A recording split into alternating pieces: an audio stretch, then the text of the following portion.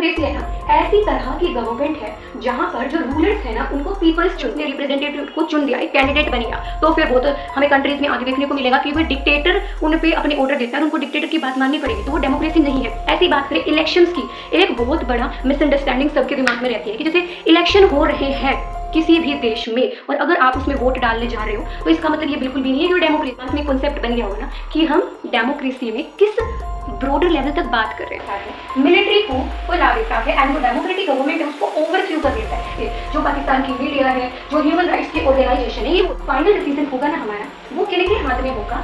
वे elected person जो citizens उनको elect कर रहे हैं, इलेक्शन में खड़े होंगे, उससे पहले इन्हें इस पार्टी की परमिशन लेनी पड़ेगी। जो चाइनीज कम्युनिस्ट पार्टी है, इससे अप्रूवल लेना पड़ेगा कि क्या हम इलेक्शन में खड़े हो सकते हैं। सिर्फ एक ही पार्टी जीतती है, सिर्फ एक ही पार्टी जीतेगी, और वो कौन सी पार्टी है जो इधर हमें हीरो के उसमें डोमिनेंट ड्रोन के उसमें दिखती है, तो वो क्या है? PRI।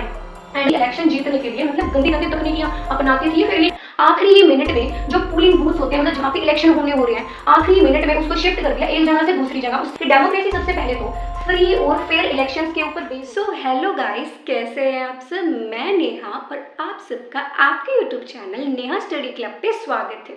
सो आज हम क्या पढ़ने जा रहे हैं, ये हमारा क्लास 9th का NCERT का पॉलिटिकल साइंस का फर्स्ट चैप्टर है। That was what is democracy and why is democracy. तो यही है, डेमोक्रेसी के बारे में बहुत अच्छे तरीके से समझेंगे।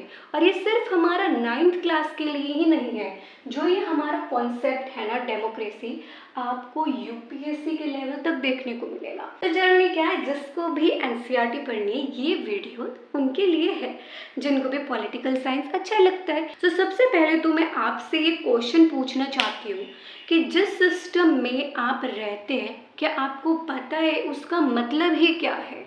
और वैसे हम बोलते हैं India is the world largest democracy, इसमें इस डेमोक्रेसी शब्द का मतलब क्या है? तो वही चीज़ आज हम इसमें डिस्कस करने वाले हैं। तो सबसे पहले तो क्या है हमारा meaning and definition of democracy. So जैसे आप अपनी NCERT की पॉलिटिकल साइंस की बुक और हम सिविक्स बोले, सिविक्स की बुक को खोल के देखेंगे तो स्टार्टिंग में ही आपको ये दिखेगा सबसे पहले कि थोड़ी उसमें कन्वर्सेशन हो रखी है। एक स्टूडेंट का नाम है मैरी एंड वो अपनी टीचर से कुछ कुछ पूछती है। तो उसमें ये यही पूछती है कि जैसे हम इस चैप्टर को पढ़ रहे हैं तो हमें इसके पहले डेफिनेशन देखनी चाहिए, पर हम तो ये देखते हैं कि बहुत सारी कंट्री में क्या क्या हो रहा है, मतलब डिफरेंट सिचुएशंस कैसी है वहाँ की और कैसे वो डेमोक्रेसी कहला रही है और नहीं, और बाद में फिर हम उसका मीनिंग देख रहे हैं। तो क्यों भाई, हमें पहले तो मीनिंग पढ़ना चाहिए, पर मैं आपको इसको बिल्कुल ईजी वे में बता देती हूँ। ऐसा क्यों है? क्योंकि जो हमारा डेमोक्रेसी है ना, ये एक लाइन का मतलब नहीं है, ये बहुत ब्रॉड कॉन्सेप्ट है, बहुत ब्रॉड।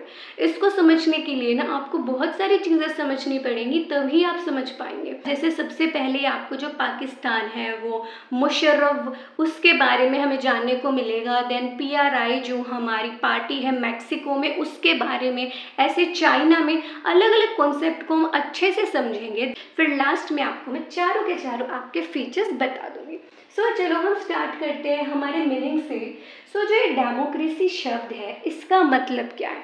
तो देखो, जो डेमोक्रेसी है ना, ऐसी तरह की गवर्नमेंट है जहाँ पर जो रूलर्स है ना उनको पीपल्स चुनते हैं। तो यहाँ पे रूलर्स कौन हो गए? जो भी हमारे गवर्नमेंट ऑफिसर्स होते हैं, जैसे prime minister, chief minister, president and जितने भी पार्टी के लीडर्स होते हैं, तो वो सारे रूलर्स आते हैं और उनको इलेक्ट कौन करता है? पीपल्स, यानी जो भी सिटीजन्स हैं इंडिया के, कंट्री के सिटीजन्स हैं, वो उनको इलेक्ट करते हैं। इसका देखो आप मेन तो ये समझ गए, डेमोक्रेसी हम किसको बोलेंगे? जहाँ पे जो सिटीजन्स है ना वही रूलर्स को चुनेंगे। अब इसके बाद हम इसकी दूसरी डेफिनेशन देखते। देखो, सबसे पहले अगर आपका पेपर में भी क्वेश्चन आ जाता है तो सबसे पहले आप यही वाली डेफिनेशन लिखेंगे जो ये वाली मैंने लिखवा दी है, और फिर जो ये मैंने दो डेफिनेशन हो रही है आपकी NCERT, आपको उन्हीं जो कन्वर्सेशन हो रही है ना उसी के बीच में डेफिनेशंस मिलेंगी। बहुत इंपॉर्टेंट है, आप इसको लिखेंगे ना, इससे आपके मार्क्स ही मिलेंगे।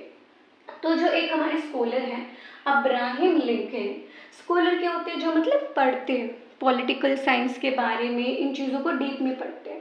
तो एक स्कॉलर है अब्राहम लिंकन, ये एक डेफिनेशन बताते हैं कि डेमोक्रेसी क्या है।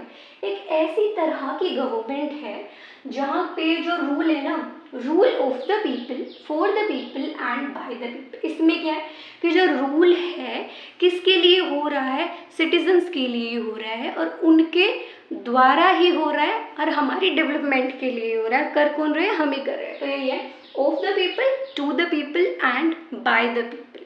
सो इससे हमें यही पता चल गया कि मेन क्या है, जो सिटीजन्स रूल कर रहे हैं, पूरी बात इसमें ये की गई है। अब इसके बाद क्या है, देखो अब हम बिल्कुल इस डेमोक्रेसी के ना वर्ड पे फोकस करते हैं। जो डेमोक्रेसी वर्ड है कहाँ से आया है, ये हमारा एक ग्रीक शब्द से आया है, जिसका कौन से शब्द से, डेमोक्राटिया से, जिसमें डेमोन्स का मतलब क्या है, पीपल, एंड क्राटिया का मतलब है रूल। इसमें इस शब्द को ना ब्रेक कर दिया है। तो एक हमारा जो कॉन्सेप्ट निकलेगा, इससे निकलेगा कि डेमोक्रेसी हम किसको बोलते हैं, जहाँ पर पीपल का रूल हो, पीपल का शासन हो। देखो फिर आप इससे थोड़ा मोटा मोटा समझ गए होंगे अभी तक कि डेमोक्रेसी क्या है, जहाँ पर किसी भी स्टेट में जो रूल है, सिटीजन्स उनको इलेक्ट कर रहे हैं, जो भी रूलर्स है। पर जो हमारा डेमोक्रेसी का मतलब है ना, ये इधर तक ही सीमित नहीं है, इससे आगे हम इसके फीचर्स भी इसको और अच्छे से समझेंगे। जैसे कि कैसे ये इनकम्प्लीट है, जैसे देखो बहुत बार क्या होता है, जैसे जो ये सिटीजन्स हैं हम चुन रहे हैं, तो क्या होगा, जो सिटीजन्स ने रिप्रेजेंटेटिव को चुन दिया, एक कैंडिडेट बन गया, तो फिर बहुत हमें कंट्रीज में आगे देखने को मिलेगा कि वो डिक्टेटर उन पे अपने ऑर्डर देता है और उनको डिक्टेटर की बात माननी पड़ेगी, तो वो डेमोक्रेसी नहीं है। ऐसी बात करें इलेक्शंस की, एक बहुत बड़ा मिसअंडरस्टैंडिंग सबके दिमाग में रहती है कि जैसे इलेक्शन हो रहे हैं किसी भी देश में और अगर आप उसमें वोट डालने जा रहे हो, तो इसका मतलब ये बिल्कुल भी नहीं है कि वो डेमोक्रेसी है, क्योंकि इलेक्शन तो हमारे नॉर्थ कोरिया में भी होते हैं और वहाँ पे वो तो खुद एक डिक्टेटरशिप है, जहाँ पे फोर्स किया जाता है, बोला जाता है कि आप उसी को वोट डालोगे जो गवर्नमेंट ने आपके लिए कैंडिडेट चुन के दिया है, ऑफिशियल कैंडिडेट। अगर दूसरे को डालोगे ना, तो फिर क्या आपकी जॉब्स वगैरह एंड होम्स है, आपके घर है, वो आपसे छीन लिए जाएंगे। तो यही है। तो फिर क्या हो सकता है इससे, अगर हम पूरे की बात करें तो, कि जो हमारे इलेक्शंस है वो पूरे फ्री होंगे, फ्री और फेयर होंगे, सबको वोट डालने का अधिकार होगा। और बात करें फिर हमारे फोर्थ फीचर की, जो गवर्नमेंट की पावर है ना, उस पर हम लिमिट लगा के रखेंगे। तो अब आपके दिमाग में कॉन्सेप्ट बन गया होगा ना कि हम डेमोक्रेसी में किस ब्रॉडर लेवल तक बात कर रहे हैं। सो हम अब इसके बाद है ना, जो हमारी नेक्स्ट चीज़ देखने वाले हैं वो है हमारे डेमोक्रेसी के फीचर्स, जिसमें हम हर एक कंट्री का जो भी एक्सपेक्ट है एक दो कंट्रीज़ का, उसको पढ़ेंगे और इसको ना बहुत अच्छे तरीके से जानेंगे। उससे पहले मैं आपसे ना एक क्वेश्चन पूछना चाहती हूँ कि हम डेमोक्रेसी की बात तो कर रहे हैं, आप मुझे ये बताओ डेमोक्रेसी ऐसी कौन सी पहली कंट्री है जहाँ पर प्रैक्टिस हुई थी, जल्दी बताओ कमेंट्स में। तो चलो मैं आपको साथ में भी बता दूँ, तो ये हमारी जो कंट्री का नाम है ना वो है एथेंस। एथेंस में 15वीं सेंचुरी में पहली बार जो डेमोक्रेसी है ना वो प्रैक्टिस हुई थी। तो चलो हम हमारे फीचर्स को स्टार्ट करते हैं। ये हमारे इसमें हम क्या डिस्कस कर रहे हैं, जो डेमोक्रेसी के हमारे फीचर्स हैं उनको डिस्कस कर रहे हैं। तो सबसे पहला क्या है जो हम केस स्टडी पढ़ने वाले हैं वो क्या है, major decisions by elected leaders. तो इसका मतलब क्या है कि किसी भी कंट्री में जो मेजर डिसीजन होगा तो वो किसके द्वारा होगा, जो इलेक्टेड लीडर्स हैं, जो लीडर्स इलेक्टेड हैं सिटीजन्स के द्वारा। तो देखो पाकिस्तान में ये बात है हमारी अक्टूबर 1999 की, जो हमारे ये जनरल है परवेज मुशर्रफ, ये क्या करता है, मिलिट्री coup को ला देता है एंड जो डेमोक्रेटिक गवर्नमेंट है उसको ओवरथ्रू कर देता है। इसका मतलब क्या होता है ओवरथ्रू, क्या कि उखाड़ के फेंक देना उस चीज़ को। तो ये जो डेमोक्रेटिक सिस्टम है इसको हटा देता है और अपना खुद का मिलिट्री कूप ला देता है। मिलिट्री कूप क्या होते हैं कि एकदम सडन से जो सारी पावर है वो मिलिट्री के हाथों में आ जाए, पूरा जो अब रूल है ना मिलिट्री संभालेगी, तो ये कर दिया है। इसके बाद क्या होता है, जो जनरल मुशर्रफ है ना खुद को एक टाइटल देता है, खुद को डिक्लेयर कर देता है कि ये चीफ एग्जीक्यूटिव है पाकिस्तान का। इसके बाद क्या होता है 2002 में ये अपना टाइटल एक और चेंज कर लेता है और लेता है प्रेसिडेंट का टाइटल कि ये पाकिस्तान का प्रेसिडेंट है। इसके साथ क्या होता है, 2002 में ना एक रेफरेंडम होता है। रेफरेंडम क्या होता है कि इसमें क्या होता है, कंट्री में ना सबकी किसी एक क्वेश्चन के ऊपर वोटिंग होती है। तो यहाँ पे किस चीज़ के ऊपर वोटिंग हुई है कि इसको फिर इस रेफरेंडम के थ्रू क्या है, 5 साल की और एक्सटेंशन मिल जाती है कि अभी 5 साल और यहाँ पे रूल करेगा।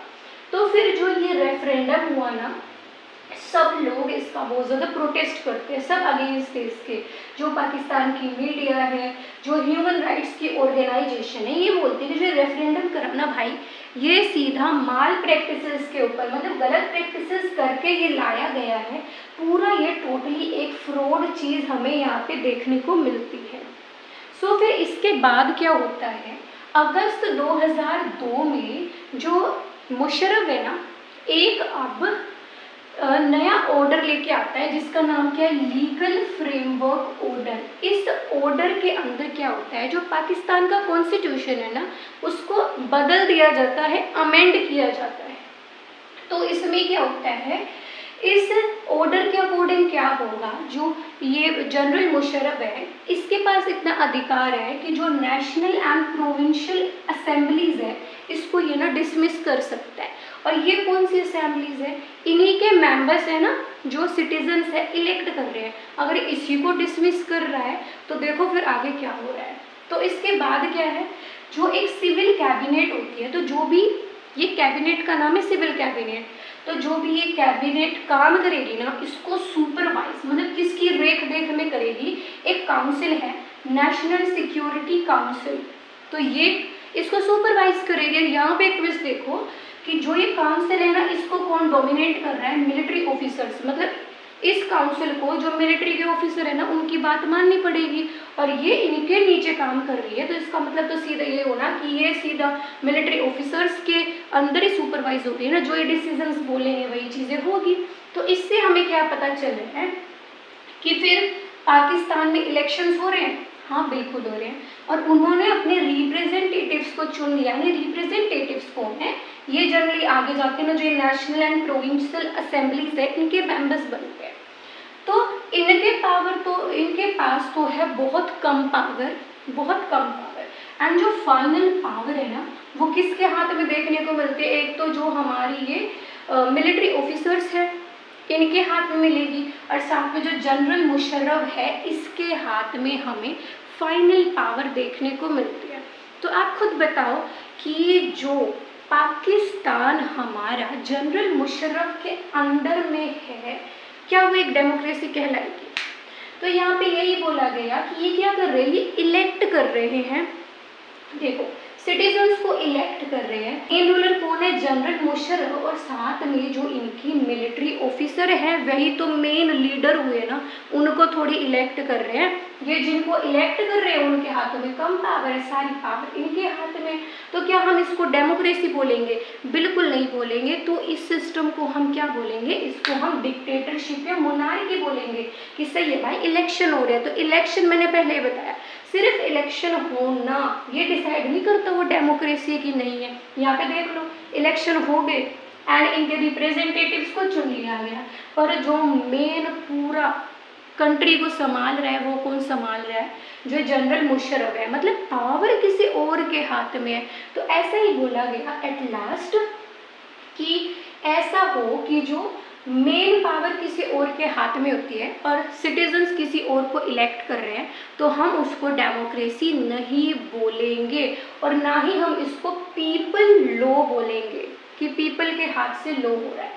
तो इसी से हमारा एक फीचर निकल के आता है। वो फीचर क्या है कि डेमोक्रेसी में जो फाइनल डिसीजन होगा ना हमारा, वो किनके हाथ में होगा, वे इलेक्टेड पर्सन जो सिटीजन्स उनको इलेक्ट कर रहे हैं। तो यही आ गई ना, आपको एक चीज़ समझ में आई ना कि डेमोक्रेसी क्या है। डेमोक्रेसी वो चीज़ है जिसके डिसीजंस को बनाएंगे, उनको लॉ मेकिंग डिसीजन होता है। पूरा जो डिसीजन होगा किसके हाथों में होगा, जिन लोगों को सिटीजन इलेक्ट करते हैं, जनरली उनके रिप्रेजेंटेटिव्स के पास उनकी फाइनल पावर होगी। ऐसे ही अगर किसी भी कंट्री में जो मेजर डिसीजन लिए जाते हैं, कोई एक्सटर्नल बाहर की फोर्स है या कुछ और है, तो हम उसको डेमोक्रेसी नहीं बोलेंगे। तो समझ में आ गया ना पहला फीचर। तो चलो अब सेकंड फीचर समझते हैं।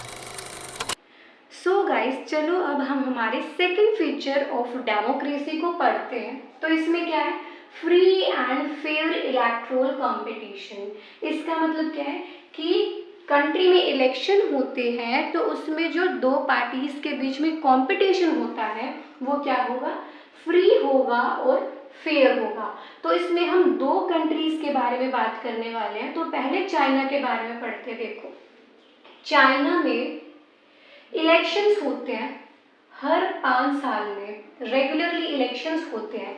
और ये इलेक्शन किस चीज़ की हम बात कर रहे हैं, कौन से इलेक्शन कि जो हमारी कंट्री की पार्लियामेंट है ना, उसके इलेक्शन होते हैं। तो जो चाइना है उसकी पार्लियामेंट का नाम क्या है, ख्वामेंगो रेमन दाईबाइबो दाहिवी। तो ये है हमारी चाइना की पार्लियामेंट का नाम, जिसको हम बोले तो नेशनल पीपल कांग्रेस, ये है चाइना की। इसी के पास देखो पावर है कि ये प्रेसिडेंट को अपॉइंट करेगी। जो चाइना की पार्लियामेंट है उसके पास ये पूरी पावर है। तो ये देखो, जो ये इनकी फिर पार्लियामेंट है ना, अब इसका स्ट्रक्चर बता रखा है कि इसमें ना 3000 मेंबर्स होते हैं, चुने जाते हैं, और ये पूरी चाइना से आते हैं, ऑल ओवर चाइना से मेंबर आते हैं। इसमें से कुछ मेंबर को जो आर्मी है ना वो इलेक्ट करती है, और कुछ मेंबर्स क्या हैं, इलेक्शंस होंगे, फिर उसके बाद इसमें मेंबर्स आते हैं जो बाकी बचे हुए हैं। तो अब क्या है इसमें, अब जो मेन हम हीरो डॉन दिखेंगे ना, ये हमारी पार्टी है चाइनीज कम्युनिस्ट पार्टी, जो चाइना में एक पार्टी है, डोमिनेटेड पार्टी है। इसमें क्या है, जो इलेक्शन की बात कर रहे हैं हम पार्लियामेंट की, ये पार्लियामेंट के इलेक्शन होंगे तो कुछ तो आर्मी ने चूज कर लिए, तो जो बचे हुए हैं वे इलेक्शन में खड़े होने से पहले, जो कैंडिडेट इलेक्शन में खड़े होंगे उससे पहले इन्हें इस पार्टी की परमिशन लेनी पड़ेगी। जो चाइनीज कम्युनिस्ट पार्टी है इससे अप्रूवल लेना पड़ेगा जी, क्या हम इलेक्शन में खड़े हो सकते हैं, तो ये हाँ बोल देंगे तो खड़े हो सकते हैं। तो फिर ये आप देखो इसमें क्या स्ट्रक्चर दिख रहा है कि ये पार्टी तो डोमिनेंट है, यही इसको डिसाइड कर रही है, इसके प्रेसिडेंट को। तो अब क्या है, हमें देखें तो इनके इलेक्शन होते हैं फिर 2002 और 3 में। यहाँ पे हमें क्या देखने को मिलता है कि कौन कौन इस इलेक्शन में अलाउ है, मतलब कौन कौन इस इलेक्शन में कॉन्टेस्ट कर सकता है, मतलब लड़ सकता है एज कैंडिडेट। तो सबसे पहले तो जो मेंबर हैं कम्युनिस्ट, चाइनीज कम्युनिस्ट पार्टी के, वो इसमें अलाउ है कि आ सकते हैं। साथ में जो 8 छोटी छोटी पार्टी इसमें जुड़ी हुई है ना, तो जो एक बड़ी पार्टी बनी है तो वो मेंबर्स भी अलाउ है कि आप कर सकते हैं। तो आप एक जनरल वे देखो कि इसमें गवर्नमेंट कौन चुन रहा है, किसके हाथ में है। हमेशा जो सरकार घूम फिर के आएगी ना, चाइनीज कम्युनिस्ट पार्टी है, इसी की सरकार घूम फिर के आएगी, क्योंकि यही तो चूज कर रहा है, ये चूज कर रहा है प्रेसिडेंट को। तो जो कंट्री की गवर्नमेंट है वो हमेशा इसी पार्टी से आएगी। तो अब हम देखते हैं हमारा सेकंड एग्जाम्पल, जो हमारी कंट्री है मैक्सिको। तो इसमें क्या है, देखो मैक्सिको एक कंट्री है जिसको इंडिपेंडेंस मिलती है 1930 में, और हर एक 6 साल में इसमें इलेक्शन होते हैं प्रेसिडेंट के लिए। और आज तक कभी भी ऐसा नहीं हुआ इस कंट्री में कि इसमें डिक्टेटर या मिलिट्री रूल आया हो, वो कभी भी नहीं आया, कभी नहीं आया। तो ये हम देखें जब ये इंडिपेंडेंट हुई ना, तब से लेकर 1930 से लेकर और 2000 तक, इसमें हम देखें तो पूरे 70 साल आ जाते हैं। तो 70 साल तक सिर्फ एक ही पार्टी जीतती है, सिर्फ एक ही पार्टी जीतेगी। और वो कौन सी पार्टी है जो इधर हमें हीरो के उसमें डोमिनेंट डोन के उसमें दिखती है, तो वो क्या है, PRI। एंड भाई इसकी फुल फॉर्म है ना, ध्यान से देखो, पी है तो पहले पार्टी रेवोल्यूशनर मत कर देना। PRI की फुल फॉर्म क्या है, इंस्टीट्यूशनल रेवोल्यूशनरी पार्टी। तो इसमें डोमिनेंट कौन थी, चाइनीज कम्युनिस्ट पार्टी, इसमें है इंस्टीट्यूशनल रेवोल्यूशनरी पार्टी।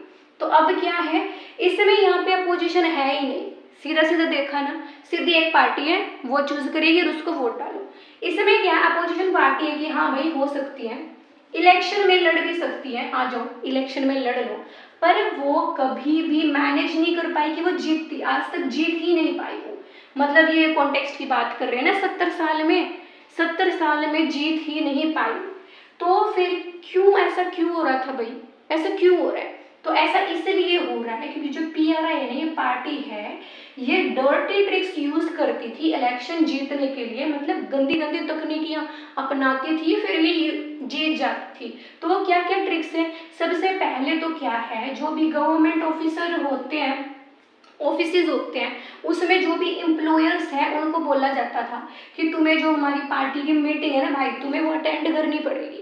और उसके बाद दूसरी चीज़ क्या है, जो भी टीचर हैं जो गवर्नमेंट स्कूल में पढ़ाते हैं, तो उसमें क्या है, इनको फोर्स करा जाता था कि जो बच्चों स्टूडेंट्स हैं ना, उनके पेरेंट्स हैं वे पीआरआई को वोट डालेंगे। तो इतना इनको फोर्स करा जा रहा है। और जो मीडिया भी यहाँ पे है ना, मीडिया का रोल मैक्सिको में, ये जो अपोजिशन पार्टी है ना, इनकी एक्टिविटीज को फुली इग्नोर करती है। और बस एक काम करती है मीडिया, इनको क्रिटिसाइज करना कभी नहीं छोड़ती जो अपोजिशन पार्टी है।